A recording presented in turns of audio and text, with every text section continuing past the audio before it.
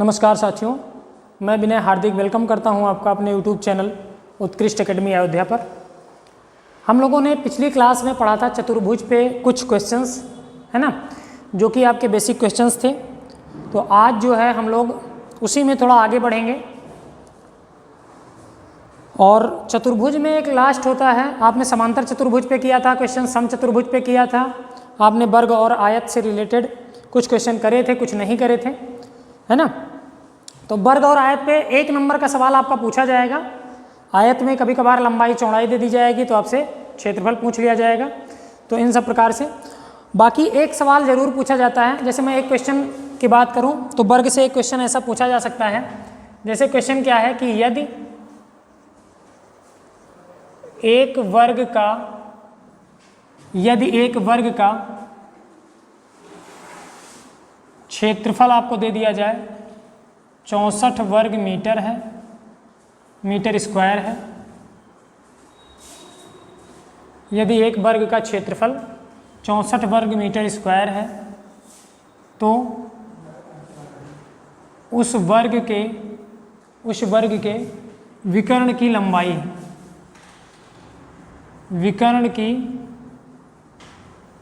लंबाई होगी, है ना। एक सवाल बहुत आसान सा, मैंने देखा था कि ऐसा सवाल आपको एग्जाम में मिल जाता है ना, छोटा सा 1 नंबर में। तो कैसे करेंगे इसको आप समझिएगा।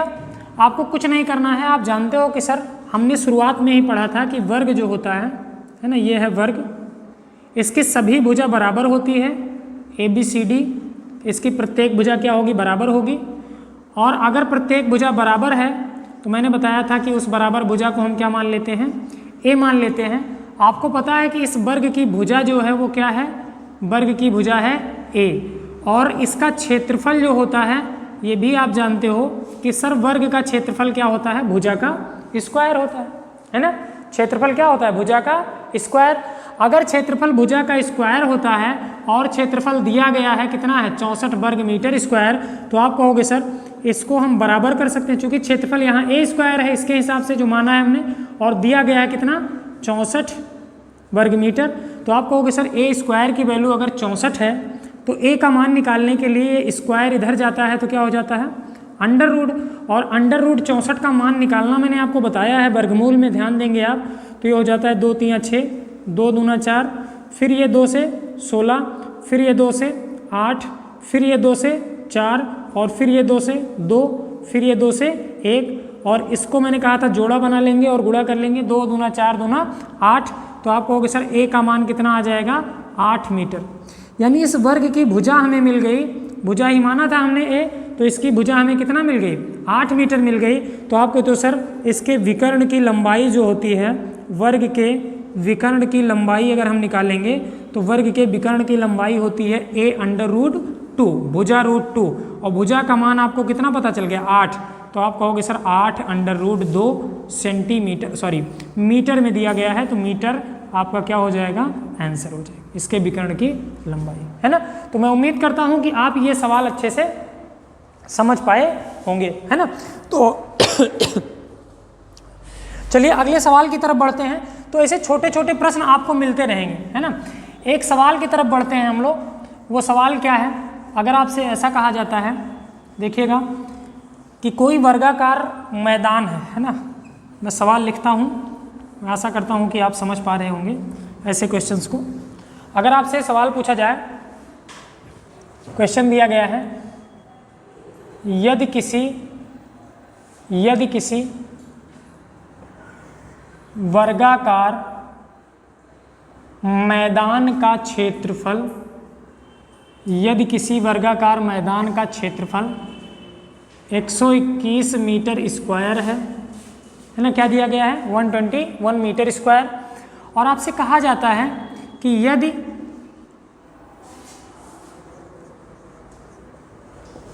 राहुल, एक चीज़ तो ये दिया गया है कि यदि किसी वर्गाकार मैदान का क्षेत्रफल 121 मीटर स्क्वायर है, और आपसे कहा गया कि यदि राहुल उस मैदान के 2 चक्कर लगाना चाहता है, तो उसे कितनी दूरी तय करनी पड़ेगी, है ना। मान लो कोई राहुल है ना, राहुल मैदान के चक्कर लगाना चाहता है, तो आपको करना क्या है, इस सवाल को ध्यान से अगर आप देखेंगे तो आप कहेंगे सर ये तो है मैदान, है ना, ये क्या है, मैदान है, और इसका वो चक्कर लगाना चाहता है। तो मान लिया हमने कि ABCD एक मैदान था जो कि वर्गाकार था। अगर राहुल A से स्टार्ट करेगा तो BCDA पहुंच जाए तो एक चक्कर इसका पूरा हो जाएगा, और फिर दोबारा इसी को चल ले तो 2 चक्कर पूरा हो जाएगा। तो आपको करना क्या है, सीधा सीधा ये समझना है कि सर अगर राहुल को चक्कर लगाना है तो वर्ग के परिमाप के बराबर वो एक चक्कर पूरा करेगा, है ना, जितना इसका परिमाप होगा। तो आपको कुछ करना नहीं है, आपको याद ये रखना है कि सर ऐसा सवाल जब आए तो हमें पहले तो पता करना होगा कि इस वर्ग की भुजा कितनी है ना। और अभी मैंने बताया था कि हमें क्या दिया गया है, इस मैदान का पूरा क्षेत्रफल दिया गया है ना, इसका क्षेत्रफल दिया गया है, मैदान का क्षेत्रफल कितना दिया गया है, 121 मीटर स्क्वायर। तो आप कहोगे सर क्षेत्रफल होता क्या है, भुजा का स्क्वायर, तो भुजा का स्क्वायर बराबर दिया गया है 121, तो भुजा का मान कितना हो जाएगा, √121, है ना, 121। आप जानते हो कि सर 121 का वर्गमूल क्या होता है, 11, है ना, तो ये हो जाएगा 11 मीटर इस वर्ग की भुजा हो जाएगी। इसका मतलब ये राहुल जो है, अगर ये राहुल A से B तक जाएगा तो 11 मीटर की दूरी तय करेगा, फिर B से C जाएगा तो फिर से 11 मीटर की दूरी तय करेगा, C से D जाएगा तो फिर से 11 मीटर की दूरी, और D से A जाएगा तो फिर से 11 मीटर की दूरी तय करेगा। तो आप कहोगे सर एक चक्कर लगाने के लिए इसे, एक चक्कर के लिए, तो आप कहोगे सर एक चक्कर के लिए तय की गई दूरी जो होगी किसके बराबर होगी, परिमाप के बराबर होगी। और परिमाप होता क्या है, चारों भुजाओं का योग, तो 11 × 4 यानी कि 44 मीटर। अगर राहुल एक चक्कर लगाता है तो 44 मीटर तय करेगा। तो आप कहोगे सर 2 चक्कर के लिए, है ना, 2 चक्कर में कितनी दूरी तय करेगा, तो 44 का 2 से गुणा कर देंगे, कितना हो जाएगा, 88 मीटर। और यही इस सवाल का क्या हो जाएगा, उत्तर, यही इस सवाल का उत्तर हो जाएगा, है ना। तो मैं उम्मीद करता हूँ कि आप ये समझ पाए होंगे कि ऐसा सवाल अगर आपसे कभी भी पूछ लिया जाता है कि किसी मैदान, वर्गाकार मैदान का क्षेत्रफल 121 है और राहुल उस मैदान के 2 चक्कर लगाना चाहता है ना, तो उसे कितनी दूरी, ठीक है, मान लो कि राहुल जो है वो तैयारी कर रहा है, ठीक है, सेना उना की, तो वो 2 चक्कर लगाना चाहता है मैदान का। बहरहाल 88 मीटर से कुछ होगा नहीं, लेकिन तो वही है कि आप कहोगे सर 2 चक्कर में वो उसके परिमाप, एक चक्कर में उसके परिमाप के बराबर, तो परिमाप निकालने के बाद 2 से गुणा कर देंगे तो 88 मीटर की दूरी वो तय करेगा, ठीक।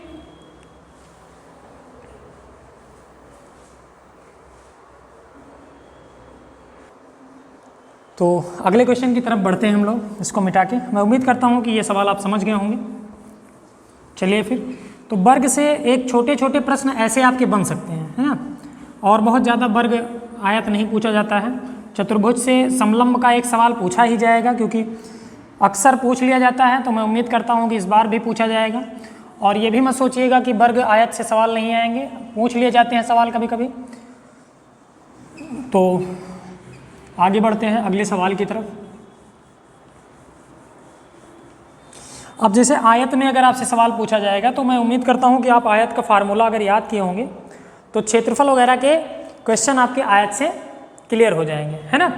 और वर्ग में ऐसे छोटे छोटे सवाल आपके बनते हैं। बाकी वृत्त आपने पढ़ा है, वृत्त अगर अभी नहीं पढ़ा हो तो पिछला लेक्चर आप देखिए और उसको समझने का प्रयास कीजिए। और यही नहीं कि वही 6-7 सवाल पे ही आप लगे रहिए, थोड़ा सा आगे बढ़िए, है ना। अब देखिएगा अगले सवाल की तरफ हम लोग बढ़ते हैं।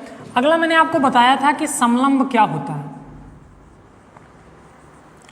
समलंब चतुर्भुज क्या होता है, मैंने आपको बताया था।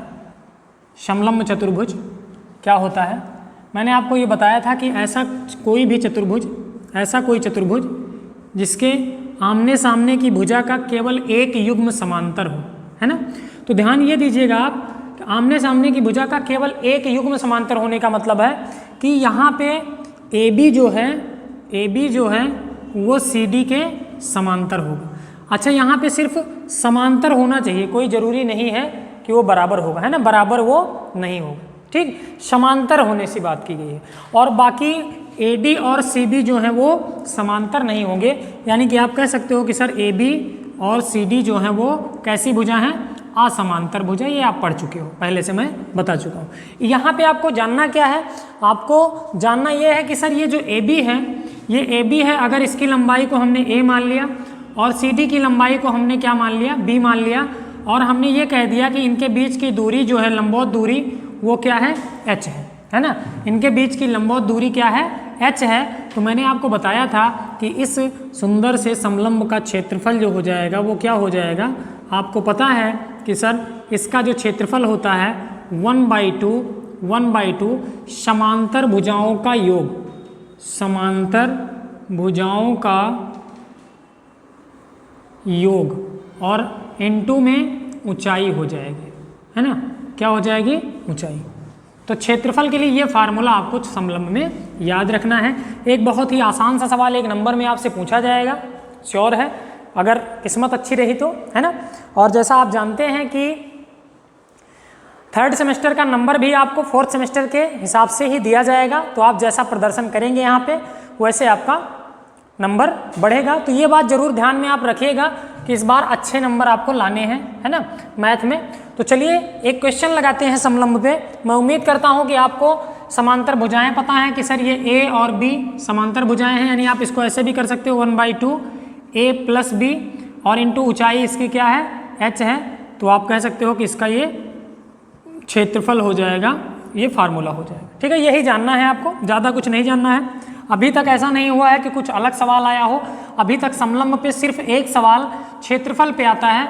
और बेटा ध्यान ये देना है आपको कि अगर क्षेत्रफल पे सवाल आया तो आपको यही फार्मूला याद होना चाहिए, और ये भी ध्यान देना है कि अगर सवाल क्षेत्रफल पे ना आके कभी कभी होता क्या है, आपसे डायरेक्ट कह देगा कि बताइए समलंब का क्षेत्रफल ज्ञात करने का सूत्र क्या होता है, तब भी आप इसी तरीके से इसको लिख देंगे। मैं उम्मीद करता हूँ कि ये बात आपको समझ में आई होगी।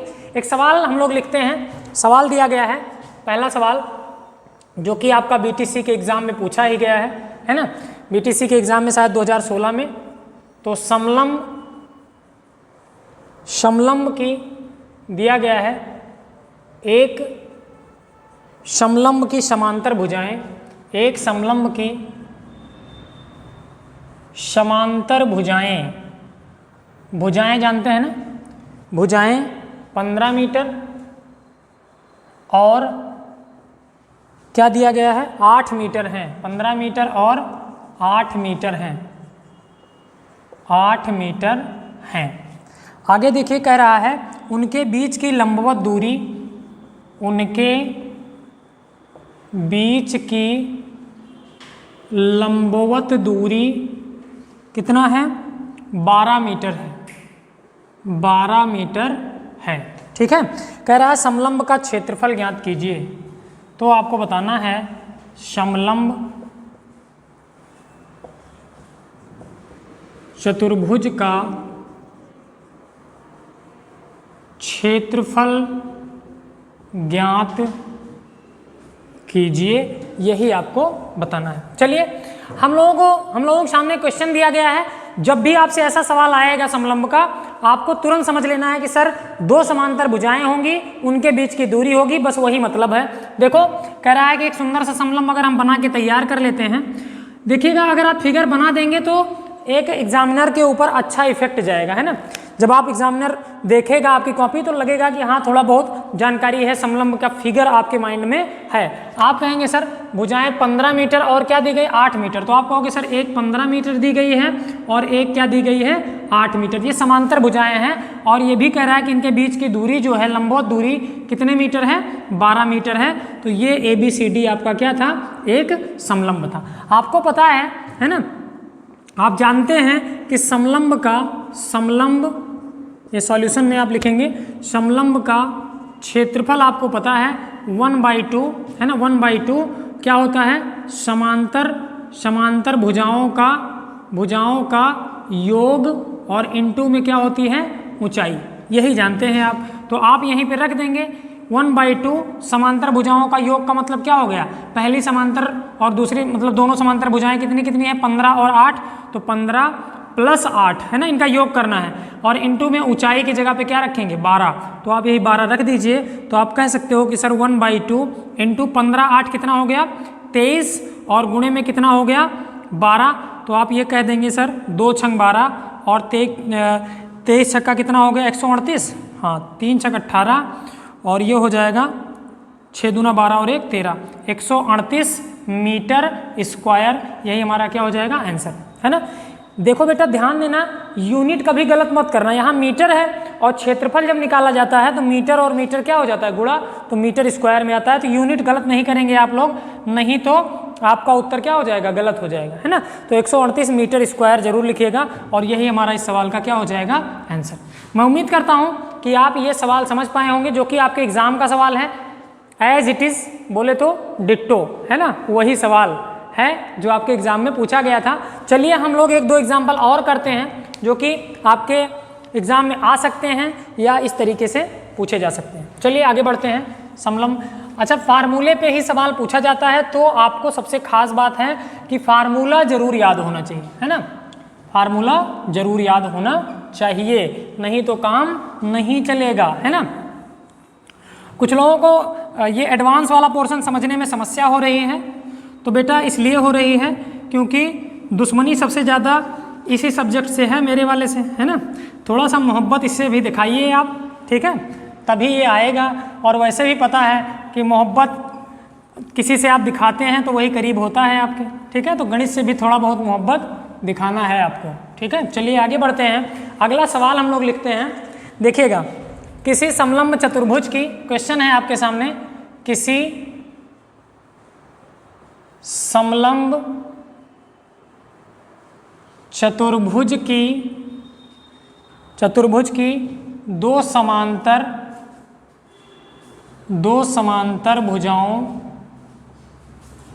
भुजाओं की लंबवत दूरी 60 मीटर है, 60 मीटर है। यदि इसकी समांतर भुजाएं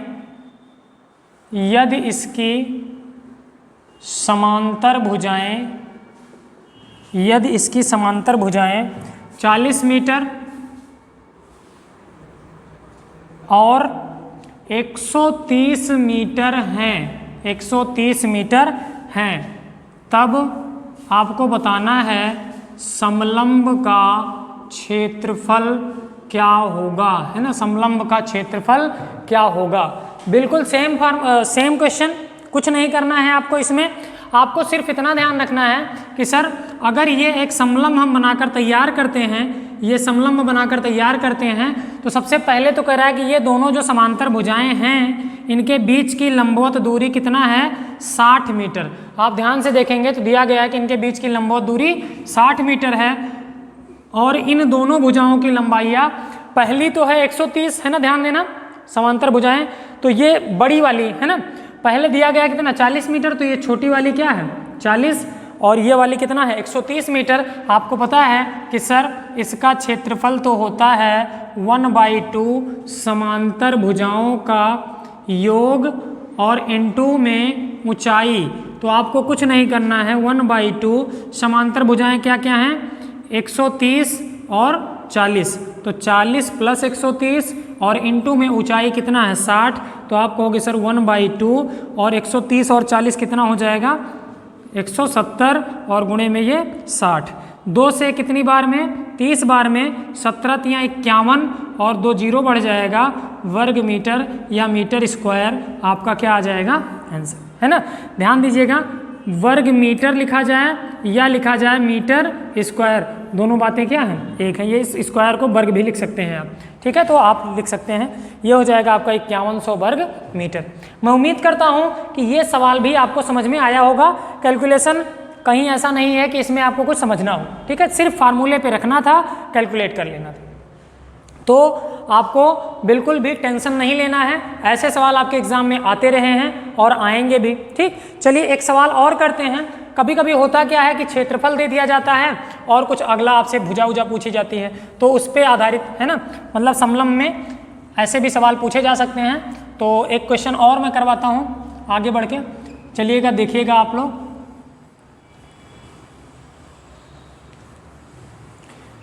और वीडियो को शेयर जरूर करते रहें आप लोग, ठीक है। समलंब का क्षेत्रफल से एक सवाल आपको यहाँ से भी मिलेगा।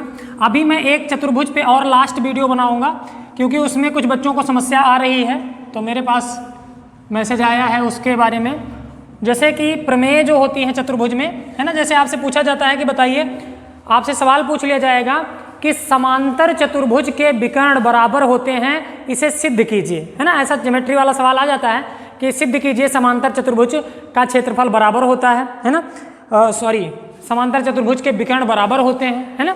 तो ऐसे सवाल पूछ लिए जाते हैं, आपसे कहा जाता है कि बताइए आयत का विकर्ण बराबर होता है, इसको प्रूव करके बताइए, या आप ये बताइए कि आयत के विकर्ण एक दूसरे को समद्विभाजित करते हैं, या ये बताइए कि समचतुर्भुज के विकर्ण एक दूसरे को 90 अंश पर समद्विभाजित करते हैं, है ना, 90 अंश पर प्रतिच्छेद करते हैं, ये पूछा जाता है।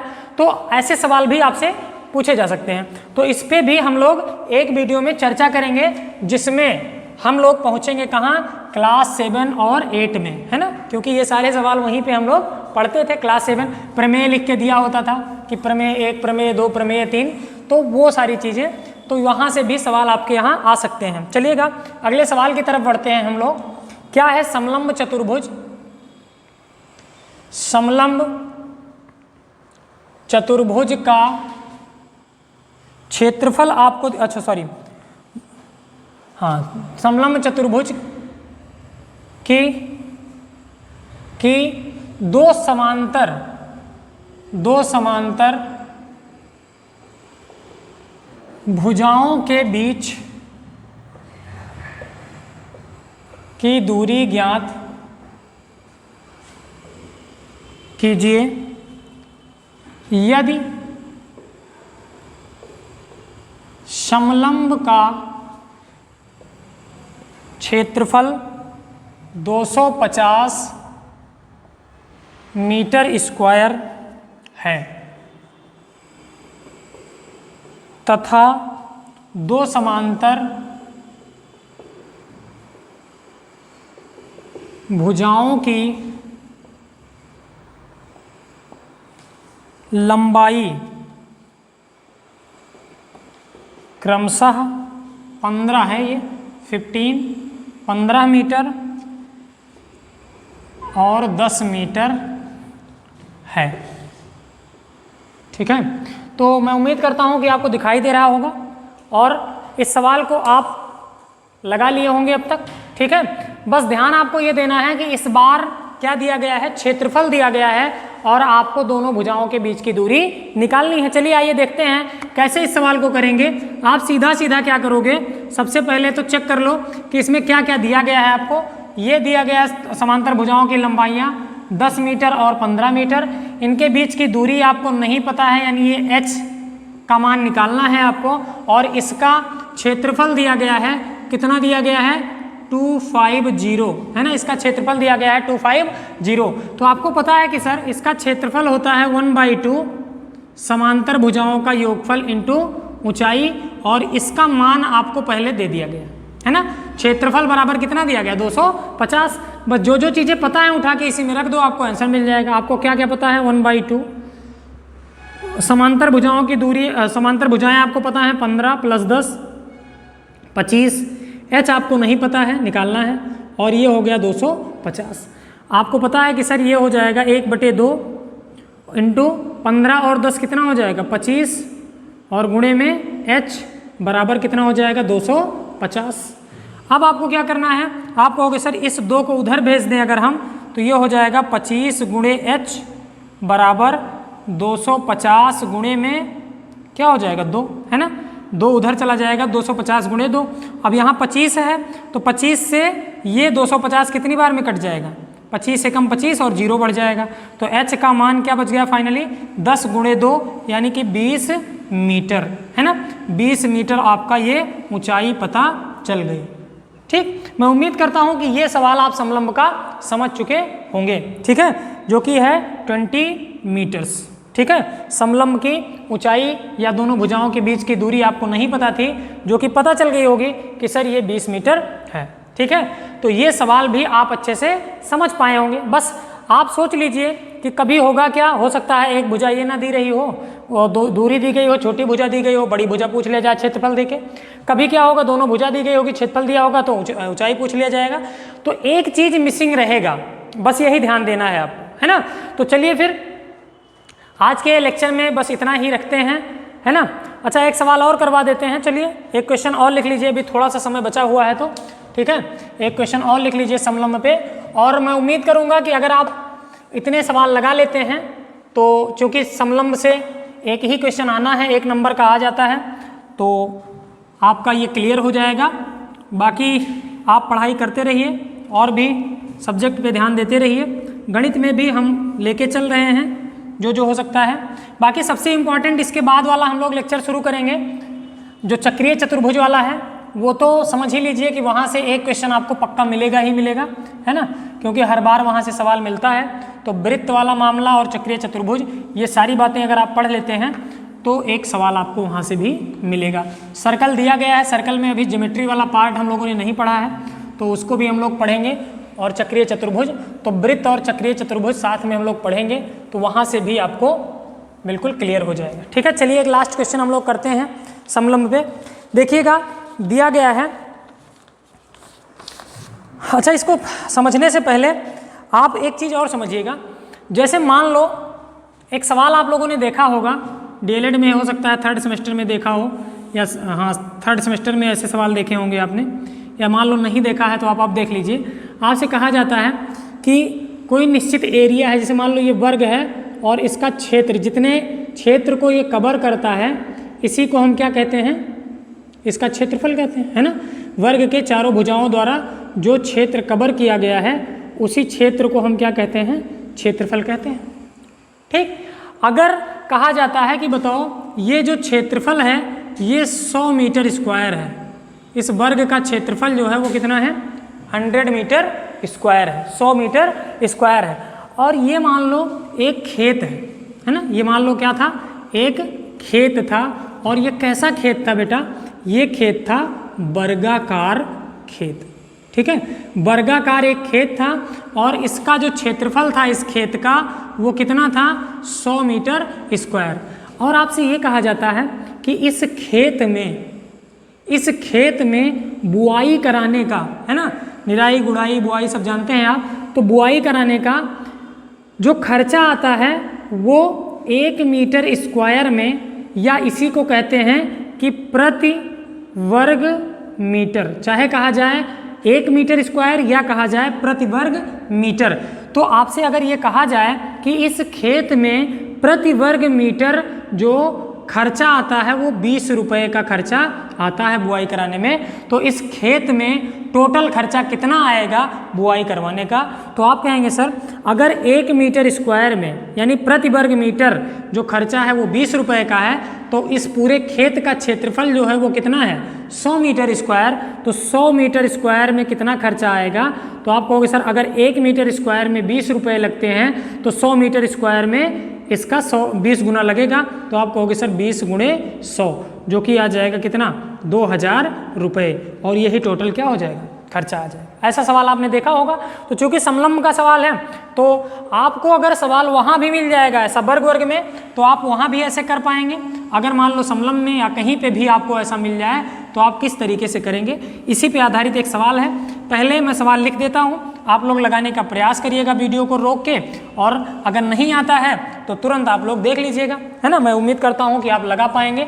एक लास्ट सवाल है, एक दीवार क्या है, एक दीवार समलंब चतुर्भुज के आकार की है, आकार की है, ठीक। आगे कह रहा है जिसकी लंबाई, जिसकी ऊंचाई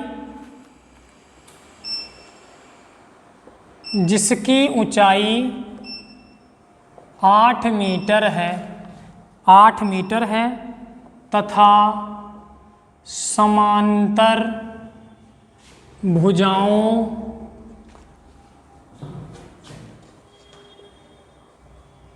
की लंबाई क्रमशः 6 मीटर और 10 मीटर है। ठीक, कह रहा है कि इसकी यानी कि ये दीवार जो है इसकी पुताई करवाने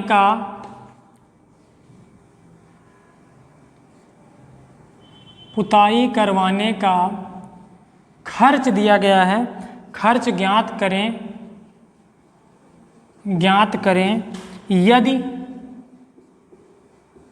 यदि पुताई कराने का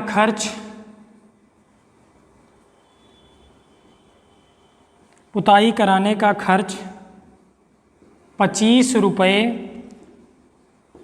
प्रति वर्ग मीटर है ना, प्रति वर्ग मीटर है। बेटा ध्यान ये देना है आपको, कुछ नहीं करना है ऐसे सवाल में। देखने में आपको जरूर ये बड़ा लग सकता है लेकिन बहुत ही सिंपल सा सवाल है। अभी मैंने बताया था कि प्रति वर्ग मीटर और 1 मीटर स्क्वायर का मतलब क्या होता है, सेम है ना। यानी प्रति वर्ग मीटर का मतलब एकांक क्षेत्रफल, यानी कि 1 मीटर स्क्वायर। तो आप कहोगे सर अगर 1 मीटर स्क्वायर क्षेत्रफल में 25 रुपया लगता है, तो अगर हम उस पूरी दीवार का क्षेत्रफल निकाल लें और उसी से क्या कर दें, गुणा कर दें, है ना। जैसे मान लो ये एक दीवार थी कोई, है ना, हमें नहीं पता था कुछ इसके बारे में, लेकिन हमें ये पता है कि इसका अगर हमें क्षेत्रफल पूरा मिल जाए और हमें ये पता हो कि अगर इस दीवार में 1 मीटर स्क्वायर में 10 रुपया लगता होगा और इस दीवार का क्षेत्रफल अगर 20 मीटर स्क्वायर है, तो आप कहोगे सर 1 मीटर स्क्वायर में अगर 10 रुपया लगता है तो 20 मीटर स्क्वायर इसका मतलब इसका 20 गुना लगेगा, तो 20 दामा 200 रुपये लग जाएगा। तो आपको करना यही है कि सीधा सीधा आपको इस दीवार का क्षेत्रफल निकालना है पहले। तो आप कहोगे सर चूंकि ये दीवार जो है बहुत सुंदर है ना। सुंदर क्यों है, क्योंकि समलंब के आकार की है ना। तो आप कह सकते हो कि सर अगर ये दीवार समलंब के आकार की है तो इस तरीके की दीवार होगी। और इसमें दिया क्या गया है कि इस दीवार की ऊंचाई जो है वो कितना है, 8 मीटर है और इसकी भुजाओं की, समांतर भुजाओं की लंबाई 6 मीटर और क्या है, 10 मीटर है। सारी बातें तो पता हैं आपको। तो आप सबसे पहले कहोगे कि सर इस दीवार का क्षेत्रफल, है ना, इसका हल आप जब निकालोगे, है ना, किसान वाला नहीं, है ना, इसका हल निकालोगे आप, तो दीवार का क्षेत्रफल आप कहोगे सर 1/2 समांतर भुजाओं का योगफल कर लो, 10 प्लस कितना हो जाएगा 6 इंटू हाइट इसकी कितना है 8 है, तो आप कह सकते हैं सर 1/2 10 और 6 कितना हो जाएगा 16 इंटू 8, ये हो जाएगा आपका 4 टाइम्स 16 चौके 64 वर्ग मीटर या 64 मीटर स्क्वायर आपका क्या हो जाएगा इस दीवार का क्षेत्रफल। यानी कि ये दीवलिया जो है ना, ये दीवार जो है पूरी, इसका क्षेत्रफल कितना आ गया, तो आप कह सकते हो सर इसका क्षेत्रफल आ गया है 64 वर्ग मीटर। और अगर कोई पुताई करता है तो टोटल खर्चा 1 मीटर स्क्वायर में कितना आता है 25 रुपये, और है ये कितना 64 मीटर स्क्वायर, है ना। 1 मीटर स्क्वायर में खर्चा आता है 25 रुपया और है कितना 64 मीटर स्क्वायर। तो आप कहोगे सर 1 मीटर स्क्वायर में खर्च, चूंकि दिया गया है 1 मीटर स्क्वायर में खर्च कितना 25 रुपये, तो आप कहोगे सर इसलिए 64 मीटर स्क्वायर में जो टोटल खर्च आएगा वो आ जाएगा 25 गुणे 64। भाई गुणा कर देंगे 25 से, इसका 64 गुना है तो ये हो जाएगा 25 चौका 100 और 10 कैरी आ गया, 25 छक्का कितना हो जाएगा 150 और 160, है ना। 25 छक्का कितना हो जाएगा 150 और 10 कैरी 160, यानी 1600 रुपये इसका क्या आ जाएगा आंसर आ जाएगा। मैं उम्मीद करता हूं कि आप इसको अच्छे से समझ गए होंगे, है ना। 25 गुणे 64, हाँ सही है, कैलकुलेशन हमें लगता है सही है, बिल्कुल सही है। तो 1600 रुपये आपका क्या आ जाएगा खर्चा आ जाएगा। मैं उम्मीद करता हूं कि ये बात आप अच्छे से समझ पाए होंगे, बिल्कुल अच्छे बच्चों की तरह। तो आपकी जिम्मेदारी क्या है, वीडियो देखने के बाद क्या करेंगे, कमेंट करेंगे और क्या करेंगे, शेयर करेंगे, है ना, सबको बताएंगे, है ना। बार बार मैं यही कह रहा हूँ लेकिन आप लोग करते नहीं हैं, ठीक है। तो इतना तो आप कर ही सकते हैं, हर बार मैं यही कहता हूँ, इस बार भी इन्हीं शब्दों के साथ मैं आपसे विदा लेता हूँ। तब तक के लिए नमस्कार।